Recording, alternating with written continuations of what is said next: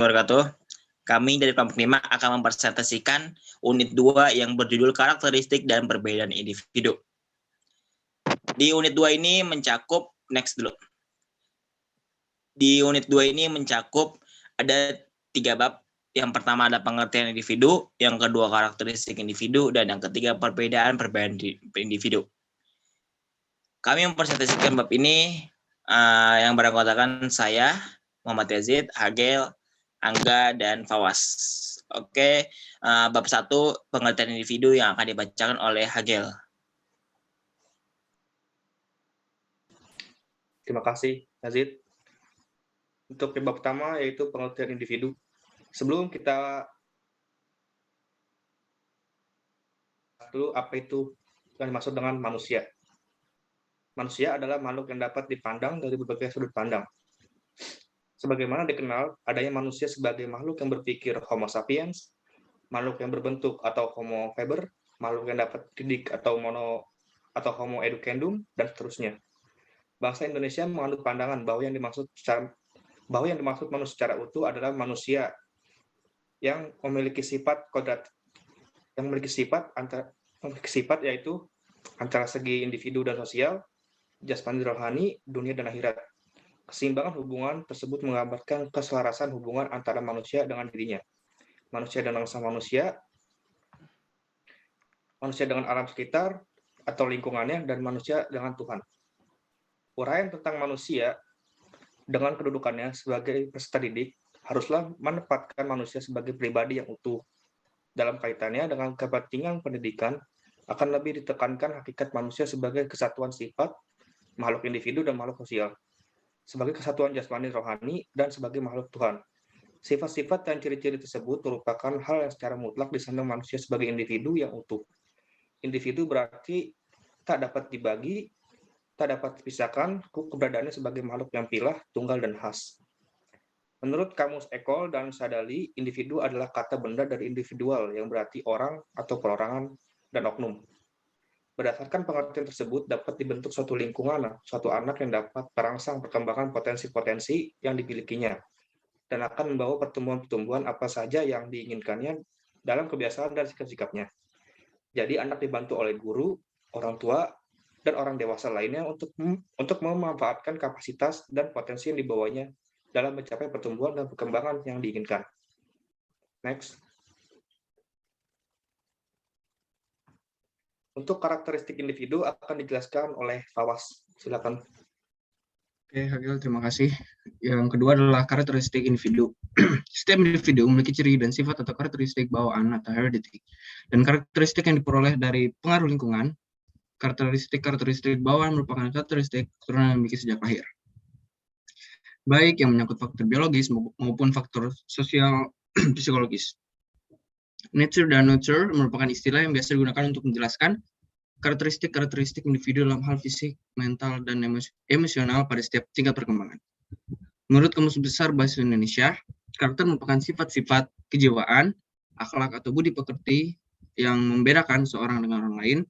Dengan demikian, karakter adalah nilai-nilai yang unik, baik yang terpatri dalam diri dan dalam perilaku. Karakter dapat dimaknai sebagai nilai dasar yang membangun pribadi seseorang, terbentuk baik karena pengaruh hereditas maupun pengaruh lingkungan, yang membedakan dengan orang lain, serta diwujudkan dalam sikap perilakunya dalam kehidupan sehari-hari. Sikap dan perilaku budi pekerti atau nilai-nilai karakter mengandung 5 jangkauan, yaitu hubungan dengan Tuhan, diri sendiri, keluarga, masyarakat, bangsa, dan alam sekitar. Nilai-nilai karakter tersebut adalah sebagai berikut. Yang pertama, judul disiplin, pemaaf, pemurah, penyayang, mawas diri, pengabdian, berpikir jauh ke depan, tawakal, ikhlas, sabar, amanah, dan beradab. Yang kedua, yang berhubungan dengan diri sendiri, yaitu bekerja keras, berani memikul risiko, bersiplin, berhati lembut atau berempati, berpikir matang, berpikir jauh ke depan, bersahaja, bersemangat, bersikap konstruktif, bertanggung jawab, bijaksana, cerdik, cermat, dinamis, efisien, gigih, hemat, jujur, berkemauan keras, kreatif, mandiri, mawas diri, menghargai karya orang lain, menghargai kesehatan, menghargai waktu, pemaaf, pemurah, pengabdian, pengendalian diri, produktif, rajin, ramah tamah, rasa kasih sayang, rasa percaya diri, rela berkorban, sabar, setia, adil, hormat, tertib, sportif, susila, tangguh, tegas, tekun, tepat, janji atau amanah, terbuka. Yang ketiga, yang berhubungan dengan keluarga bekerja keras, berpikir jauh ke depan, bijaksana, cerdik, cermat, jujur, berkembang keras, lugas, menghargai kesehatan, menghargai waktu, tertib, pemaaf, pemurah pengabdian, ramah tamah, rasa kasih sayang, rela berkorban, sabar setia, adil, hormat, sportif, susila, tegas, tepat, atau janji amanah, terbuka. Yang keempat, yang berhubungan dengan masyarakat dan bangsa, bekerja keras, berpikir jauh ke depan, bertindak rasa toleran, bijaksana, cerdik, cermat, kesehatan, cermat, jujur, berkembang keras, lugas, setia, menghargai kesehatan, menghargai waktu, pemurah pengabdian, ramah tamah, rasa kasih sayang, rela berkorban, adil, hormat, sportif, susila, tegas, tepat, janji atau amanah, dan terbuka. Yang terakhir, yang berhubungan dengan alam sekitar, bekerja keras, berpikir jauh ke depan, menghargai kesehatan, pengabdian, dan mencintai lingkungan.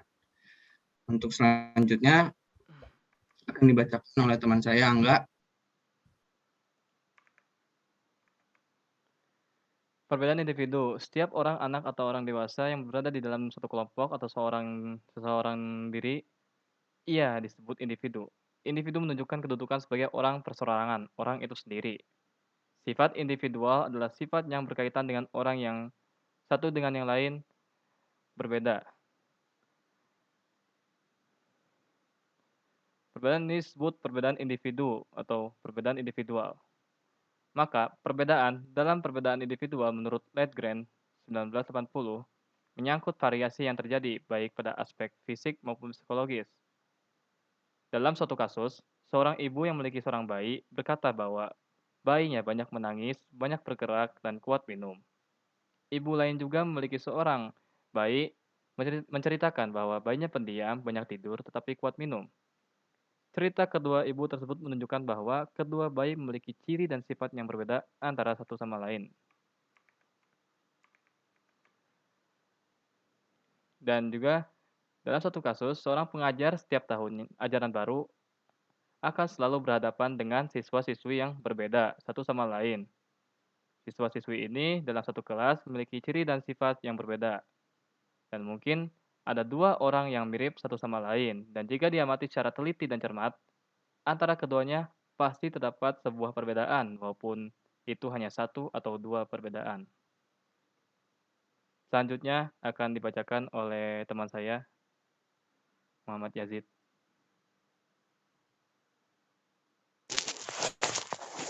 Oke, next.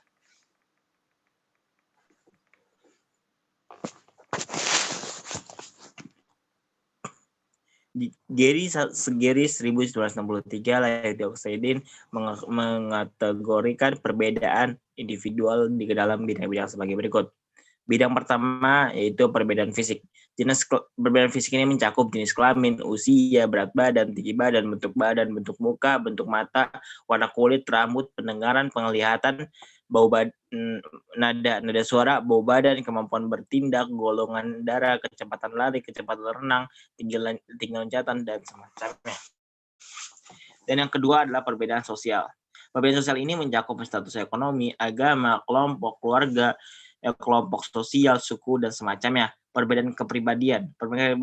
Kepribadian ini mencakup watak, motif, minat, sikap, perasaan, pikiran, kehendak, perilaku, dan sejenisnya. Nomor 4, perbedaan inteligensi dan kemampuan dasar. Tinggi, sedang, rendah, atau sangat mampu, dan kurang mampu. Perbedaan kecakapan atau kepandaian di sebelah.